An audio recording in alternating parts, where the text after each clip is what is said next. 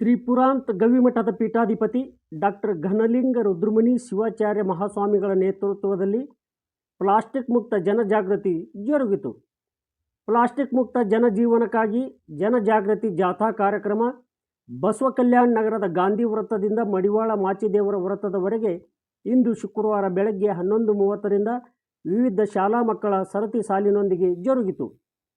ಇದೇ ಸೆಪ್ಟೆಂಬರ್ 28ರಂದು ಜರುಗಲಿರುವ ತ್ರಿಪುರಾಂತ್ ಗವಿಮಠದ ಪೀಠಾಧಿಪತಿ ಡಾಕ್ಟರ್ ಘನಲಿಂಗ ರುದ್ರಮುನಿ ಶಿವಾಚಾರ್ಯ ಮಹಾಸ್ವಾಮಿಗಳ ಪಟ್ಟಾಧಿಕಾರ ಹಾಗೂ ವರ್ಧಂತಿ ಮಹೋತ್ಸವ ಹಾಗೂ ಜನ್ಮ ದಿನೋತ್ಸವ ಅಂಗವಾಗಿ ನಗರದ ಗಾಂಧಿ ವೃತ್ತದಿಂದ ಮುಖ್ಯ ರಸ್ತೆಯ ಮಾರ್ಗವಾಗಿ ಬಸವೇಶ್ವರ ವೃತ್ತ, ಅಂಬೇಡ್ಕರ್ ವೃತ್ತ, ಹರಳೆಯ ವೃತ್ತ ಮಾರ್ಗದಿಂದ ಮಡಿವಾಳ ವೃತ್ತದವರೆಗೆ ಪ್ಲಾಸ್ಟಿಕ್ ಮುಕ್ತ ಜನಜಾಗೃತಿ ಸಾರ್ವಜನಿಕರ ಗಮನ ಸೆಳೆಯಿತು.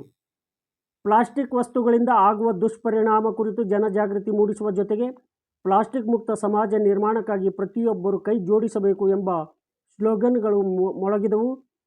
ಪ್ಲಾಸ್ಟಿಕ್ ಮುಕ್ತ ಜೀವನವನ್ನು ರೂಢಿಸಿಕೊಳ್ಳಬೇಕು ಎಂಬುದೇ ಜನಜಾಗೃತಿ ಉದ್ದೇಶವಾಗಿದೆ ಎಂದರು.